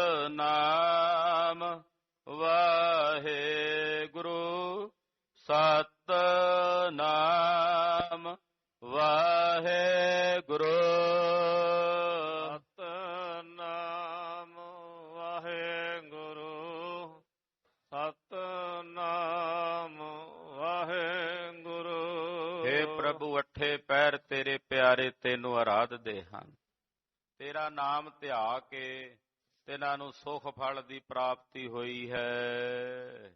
ਤੇਰੀ ਸਰਣ ਤੇਰੇ ਪਰਵਾਸੈ, ਪੰਚ ਦੂਟ ਲੈ ਸਾਧੈ। हे ਪ੍ਰਭੂ, ਤੇਰੇ ਪਿਆਰੇ ਤੇਰੀ ਸ਼ਰਨ ਵਿੱਚ, ਤੇਰੀ ਸ਼ਰਨ ਤੇਰਾ ਪਰਵਾਸਾ ਮਹਾਰਾਜ, ਉਹ ਤੇਰੀ ਸ਼ਰਨ ਵਿੱਚ ਨੇ ਔਰ ਤੇਰੇ ਪਰਵਾਸੇ ਤੇ ਉਹਨਾਂ ਨੂੰ ਭਰੋਸਾ ਤੇਰਾ ਹੈ। ਕਿਉਂਕਿ ਸ਼ਰਨ ਚ ਪੈ ਹੀ ਹੋ ਸਕਦਾ ਜਿਹਨੂੰ ਭਰੋਸਾ ਹੈ। ਜਿਹਨੂੰ ਭਰੋਸਾ ਨਹੀਂ ਉਹ ਕਹਿੰਦਾ ਕਿਵੇਂ ਸ਼ਰਨ ਪਵਾਂ। ਉਹਦੇ ਤਾਂ ਕਈ ਤਰ੍ਹਾਂ ਦੀਆਂ ਹੀਲ ਹੁਜਤਾਂ ਕਰਨੀਆਂ, ਕਿਵੇਂ ਯਕੀਨ ਕਰ ਲਵਾਂ ਇਹ ਹੋ ਜਾਏਗਾ। ਜਿਹੜਾ ਭਰੋਸਾ ਰੱਖਦਾ ਉਹੀ ਸ਼ਰਨ ਚ ਪੈਂਦਾ, ਜਿਹਨੂੰ ਭਰੋਸਾ ਨਹੀਂ ਉਹ ਨਹੀਂ ਪੈਂਦਾ। ਬੱਸ ਤੇ ਬਹਿਣ ਵਾਲਾ ਜਿਹੜਾ ਸਵਾਰ ਹੈ ਉਹ ਵੀ ਪਹਿਲਾਂ ਡਰਾਈਵਰ ਦੇ ਉੱਤੇ ਭਰੋਸਾ ਹੀ ਰੱਖਦਾ ਨਾ ਵੀ ਇਹ ਲੈ ਜਾਏਗਾ। ਡਰਾਈਵਰ ਹੈ, ਇਹਨੂੰ ਲਾਇਸੈਂਸ ਮਿਲਿਆ, ਇਹਨੇ ਯੋਗਤਾ ਦੇ ਨਾਲ ਆਪਣਾ ਟੈਸਟ ਪਾਸ ਕੀਤਾ ਹੋਵੇਗਾ, ਤੇ ਜੇ ਪਹਿਲਾਂ ਹੀ ਕਿਨਾਰੇ ਤੇ ਖਲੋ ਕੇ ਆਖੇ ਇਹਦਾ ਕੀ ਪਤਾ ਕਿੱਥੇ ਸੁੱਟੇ, ਨਹੀਂ ਬਹਿ ਸਕਦਾ। ਤੇ ਗੁਰੂ ਤਾਂ ਸਮਰੱਥ ਦੇਵ ਹੈ। ਗੁਰੂ ਤੇ ਸਿੱਖ ਨੇ ਜਦੋਂ ਅਥਾਹ ਭਰੋਸਾ ਰੱਖਣਾ ਤੇ ਗੁਰੂ ਨੇ ਤਾਰਨਾ ਹੀ ਤਾਰਨਾ ਹੈ। ਇਸ ਕਰਕੇ ਸਾਹਿਬ ਕਹਿੰਦੇ ਤੇਰੀ ਸ਼ਰਨ ਤੇਰਾ ਪਰਵਾਸਾ ਹੈ। ਮਹਾਰਾਜ, ਮੈਂ ਤੇਰੀ ਸ਼ਰਨ ਚ ਹਾਂ ਔਰ ਤੇਰਾ ਹੀ ਮੈਨੂੰ ਭਰੋਸਾ ਹੈ। ਪੰਜ ਦੁਸ਼ਟ ਲੈ ਸਾਧ ਹੈ। ਜਿਨ੍ਹਾਂ ਨੇ ਤੇਰੀ ਸ਼ਰਨ ਚ ਪੈ ਕੇ ਤੇਰੇ ਤੇ ਭਰੋਸਾ ਰੱਖਿਆ, ਉਹਨਾਂ ਨੇ ਪੰਜ ਦੁਸ਼ਟਾਂ ਨੂੰ ਸਾਧ ਕੇ ਆਪਣੇ ਕਾਬੂ ਚ ਕਰ ਲਿਆ। ਕਾਮ, ਕ੍ਰੋਧ, ਲੋਭ, ਮੋਹ, ਹੰਕਾਰ, ਪੰਜਾਂ ਦੇ ਉੱਤੇ ਜਿੱਤ ਪ੍ਰਾਪਤ ਕਰ ਲਈ। ਪੰਜਾਂ ਨੂੰ ਸਾਧ ਲਿਆ, ਪੰਜਾਂ ਤੇ ਕਾਬੂ ਕਰਕੇ ਪੰਜਾਂ ਨੂੰ ਆਪਣੇ ਵੱਸ ਕਰ ਲਿਆ ਹੈ। ਗਿਆਨ ਧਿਆਨ ਕਿਛ ਕਰਮ ਨ ਜਾਣਾ, ਸਾਰ ਨ ਜਾਣਾ ਤੇਰੀ। हे ਪ੍ਰਭੂ, ਨਾ ਤਾਂ ਮੈਨੂੰ ਪਤਾ ਵੀ ਗਿਆਨ ਕੀ ਹੁੰਦਾ ਹੈ, ਮੈਨੂੰ ਨਹੀਂ ਜੇ ਪਤਾ ਗਿਆਨ ਕੀ ਹੈ। ਉਦਾਂ ਭਾਵੇਂ ਕਹੀਏ ਅਸੀਂ ਗਿਆਨੀ ਹਾਂ, ਪਰ ਮਹਾਰਾਜ ਸਾਨੂੰ ਗਿਆਨ ਦਾ ਨਹੀਂ ਪਤਾ, ਅਸੀਂ ਗਿਆਨ ਤੋਂ ਸੱਖਣੇ। ਜਿਹੜਾ ਗਿਆਨ ਅਸੀਂ ਸਮਝੀ ਬੈਠੇ ਹਾਂ ਅਸਲ ਵਿੱਚ ਉਹ ਤਾਂ ਅਗਿਆਨ ਹੀ ਇਕੱਠਾ ਕੀਤਾ ਹੋਇਆ। ਅਗਿਆਨ ਇਕੱਠਾ ਕੀਤਾ, ਅਗਿਆਨ ਨੂੰ ਅਸੀਂ ਗਿਆਨ ਸਮਝ ਬੈਠੇ ਹਾਂ। ਖਾਲਸਾ ਜੀ, ਜਦੋਂ ਕੋਈ ਅਗਿਆਨ ਨੂੰ ਗਿਆਨ ਸਮਝ ਲਵੇ ਫਿਰ ਉਸ ਬੰਦੇ ਦੀ ਕਦੇ ਵੀ ਸੰਸਾਰ ਤੋਂ ਪਾਰ ਉਤਾਰਾ ਹੋਣ ਦੀ ਬਿਰਤੀ ਨਹੀਂ ਬਣ ਸਕਦੀ। ਜਦੋਂ ਇਹ ਬਿਰਤੀ ਬਣਾ ਲਵੇ, ਮਹਾਰਾਜ ਮੇਰੇ ਕੋਲ ਤਾਂ ਅਗਿਆਨ ਹੀ ਅਗਿਆਨ ਹੈ, ਪਰ ਮੈਂ ਉਸ ਅਗਿਆਨ ਨੂੰ ਭੁਲੇਖੇ ਨਾਲ ਗਿਆਨ ਸਮਝੀ ਬੈਠਾ, ਮੈਨੂੰ ਨਹੀਂ ਜੇ ਪਤਾ ਗਿਆਨ ਕੀ ਹੈ। ਮੈਂ ਤਾਂ ਨਿਰਾਪੁਰਾ ਗਿਆਨੀ ਤੁਹਾਡੀ ਸ਼ਰਨ ਵਿੱਚ ਹਾਂ, ਤੁਹਾਡੀ ਪਨਾਹ ਵਿੱਚ ਹਾਂ। ਗਿਆਨ ਦਾ ਮੈਨੂੰ ਨਹੀਂ ਪਤਾ, ਧਿਆਨ ਦਾ ਨਹੀਂ ਪਤਾ ਵੀ ਧਿਆਨ ਕੀ ਕਰਨਾ। ਨਾ ਮੈਨੂੰ ਧਿਆਨ ਦਾ ਪਤਾ, ਨਾ ਗਿਆਨ ਜਾਣਾ ਨਾ ਧਿਆਨ ਜਾਣਾ। ਧਿਆਨ ਕਰਦੇ ਆ ਕਈ ਪ੍ਰਕਾਰ ਦਾ ਧਿਆਨ ਹੈ। ਕੋਈ ਕਿਸੇ ਪ੍ਰਕਾਰ ਦਾ, ਕੋਈ ਤਰਾਟਕ ਦਾ ਧਿਆਨ ਕਰਦਾ, ਕੋਈ ਨਟਰਾਜ ਦਾ ਧਿਆਨ ਕਰਦਾ, ਕਈ ਤਰ੍ਹਾਂ ਦੇ ਧਿਆਨ ਹਨ। हे ਪ੍ਰਭੂ, ਮੈਨੂੰ ਵੀ ਧਿਆਨ ਦਾ ਨਹੀਂ ਪਤਾ ਵੀ ਧਿਆਨ ਕੀ ਹੈ। ਕਰਮ ਨਾ ਜਾਣਾ, ਨਾ ਮੈਨੂੰ ਕਿਸੇ ਕਰਮ ਦਾ ਪਤਾ ਵੀ ਮੇਰੇ ਕਰਮ ਕਿਹੋ ਜਿਹੇ ਨੇ। ਕਿਸੇ ਚੰਗੇ ਕਰਮ ਦਾ ਵੀ ਮੈਨੂੰ ਬੋਧ ਨਹੀਂ, ਨਾ ਮੈਨੂੰ ਕੋਈ ਚੰਗਾ ਕਰਮ ਕਰਨਾ ਆਉਂਦਾ ਹੈ। हे ਪ੍ਰਭੂ, ਮੈਂ ਇਹੋ ਜਿਹਾ ਲਪੱਗ ਹਾਂ ਕਿ ਮੈਂ ਤਾਂ ਤੇਰੀ ਸਾਰ ਵੀ ਨਹੀਂ ਜਾਣਦਾ। ਸਾਰ ਨਾ ਜਾਣਾ ਤੇਰੀ ਵੀ, ਤੂੰ ਕਿੱਡਾ ਵੱਡਾ ਦਾਤਾ ਹੈ, ਤੂੰ ਕਿੱਡਾ ਵੱਡਾ ਦਿਆਲੂ ਹੈ। हे ਪ੍ਰਭੂ, ਮੈਂ ਤਾਂ ਤੇਰੀ ਸਾਰ ਵੀ ਨਹੀਂ ਜਾਣਦਾ। ਮੇਰੀ ਹਾਲਤ ਉਸ ਬਾਂਦਰ ਵਾਂਗੂ ਹੈ ਜਿਹਦੇ ਗਲ ਵਿੱਚ ਰਤਨ ਪੈ ਗਿਆ ਪਰ ਉਹਦੀ ਸਾਰ ਦਾ ਉਹਨੂੰ ਨਹੀਂ ਪਤਾ। ਜਾਂ ਉਸ ਗਧੇ ਵਾਂਗੂ ਹੈ ਮੇਰੀ ਹਾਲਤ ਜਿਹਦੇ ਗਲ ਵਿੱਚ ਘੁਮਿਆਰ ਨੇ ਇੱਕ ਹੀਰਾ ਜੜ ਕੇ ਪਾ ਦਿੱਤਾ ਪਰ ਉਹਨੂੰ ਉਸ ਹੀਰੇ ਦੀ ਸਾਰ ਦਾ ਨਹੀਂ ਪਤਾ। ਹੇ ਪ੍ਰਭੂ, ਮੈਂ ਤੇਰੀ ਸਾਰ ਨਹੀਂ ਜਾਣਦਾ, ਤੂੰ ਕਿੱਡਾ ਵੱਡਾ ਹੈ, ਤੂੰ ਠਾਕੁਰੋ ਬੈਰਾਗਰੋ, ਮੈਂ ਜਿਹੀ ਘਣ ਚੇਰੀ ਰਾਮ, ਤੂੰ ਸਾਗਰੋ ਰਤਨਾਗਰੋ, ਹਉ ਸਾਰ ਨਾ ਜਾਣਾ ਤੇਰੀ ਰਾਮ। ਹੇ ਪ੍ਰਭੂ, ਮੈਂ ਤੇਰੀ ਸਾਰ ਨਹੀਂ ਜਾਣਦਾ, ਤੂੰ ਕਿਤਨਾ ਵੱਡਾ ਹੈ, ਤੂੰ ਕਿਤਨਾ ਦਿਆਲੂ ਹੈ, ਕਿਰਪਾਲੂ ਹੈ। ਹੇ ਪ੍ਰਭੂ, ਮੈਂ ਤੇਰੀ ਸਾਰ ਨਹੀਂ ਜਾਣਦਾ। ਸਭ ਤੇ ਵੱਡਾ ਸਤਿਗੁਰ ਨਾਨਕ, ਜਿਨ ਕਲ ਰਾਖੀ ਮੇਰੀ। ਪਰ ਮੈਨੂੰ ਇਉਂ ਪਤਾ ਹੈ ਕਿ ਸਭ ਤੋਂ ਵੱਡੇ 1 2 3 4 ਤੋਂ ਨਹੀਂ, ਸਭ ਤੋਂ ਵੱਡੇ ਧੰਨ ਗੁਰੂ ਨਾਨਕ ਦੇਵ ਸਾਹਿਬ ਸੱਚੇ ਪਾਤਸ਼ਾਹ ਹਨ ਔਰ ਉਹਨਾਂ ਦੇ ਚੌਥੇ ਸਰੂਪ ਨੇ ਧੰਨ ਗੁਰੂ ਰਾਮਦਾਸ ਸਾਹਿਬ ਮਹਾਰਾਜ। ਕਿਉਂਕਿ ਗੁਰੂ ਅਰਜਨ ਦੇਵ ਸਾਹਿਬ ਦੇ ਗੁਰੂ ਰਾਮਦਾਸ ਸਾਹਿਬ ਨੇ, ਕਹਿੰਦੇ ਸਭ ਤੋਂ ਵੱਡੇ ਗੁਰੂ ਨਾਨਕ ਸਾਹਿਬ ਨੇ, ਯਾਨੀ ਕਿ ਗੁਰੂ ਰਾਮਦਾਸ ਸਾਹਿਬ ਚੌਥੇ ਗੁਰੂ ਨਾਨਕ ਸਾਹਿਬ ਹਨ, ਜਿਨ੍ਹਾਂ ਨੇ ਮੇਰੀ ਪੈਜ ਰੱਖ ਲਈ ਹੈ, ਮੇਰੀ ਪੱਤ ਰੱਖ ਲਈ। ਜਿਨ ਕਲ ਰਾਖੀ, ਕਲ ਦਾ ਮਤਲਬ ਹੁੰਦਾ ਇੱਜ਼ਤ, ਪੱਤ, ਜਿਸ ਨੇ ਮੇਰੀ ਪੱਤ ਰੱਖ ਲਈ ਹੈ, ਪੈਜ ਰੱਖ ਲਈ ਹੈ। ਮੇਰੇ ਐਸੇ ਸਤਿਗੁਰੂ ਜੀ ਸਭ ਤੋਂ ਵੱਡੇ ਨੇ। ਨਹੀਂ ਤਾਂ ਮੈਨੂੰ ਨਹੀਂ ਸੀ ਪਤਾ ਗਿਆਨ ਧਿਆਨ ਕੀ ਹੁੰਦਾ ਹੈ, ਨਾ ਕਿਸੇ ਚੰਗੇ ਕਰਮ ਦਾ ਪਤਾ ਸੀ। ਮੇਰੇ ਗੁਰੂ ਨੇ ਮੇਰੇ ਤੇ ਤਰਸ ਕਰਕੇ, ਦਇਆ ਕਰਕੇ ਮੇਰੀ ਪੈਜ ਰੱਖ ਲਈ ਹੈ। ਆਪਣੇ ਸੇਵਕ ਕੀ ਆਪੇ ਰਾਖੈ, ਆਪਣੇ ਸੇਵਕ ਕੀ ਆਪੇ ਰਾਖੈ, ਆਪਣੇ ਕੀ ਆਪੇ ਰਾਖੈ, ਆਪਣੇ ਸੇਵਕ ਕੀ ਆਪੇ ਰਾਖੈ। ਆਪੇ ਨਾਮ ਜਪਾਵੈ, ਆਪੇ ਨਾਮ ਜਪਾਵੈ, ਆਪੇ ਨਾਮ ਜਪਾਵੈ, ਆਪੇ ਨਾਮ ਜਪਾਵੈ। ਆਪੇ ਨਾਮ ਜਪਾਵੈ, ਆਪੇ ਨਾਮ ਜਪਾਵੈ, ਆਪੇ ਨਾਮ ਜਪਾਵੈ, ਆਪੇ ਨਾਮ ਜਪਾਵੈ। ਵਾਹਿਗੁਰੂ ਵਾਹਿਗੁਰੂ, ਵਾਹਿਗੁਰੂ ਵਾਹਿਗੁਰੂ।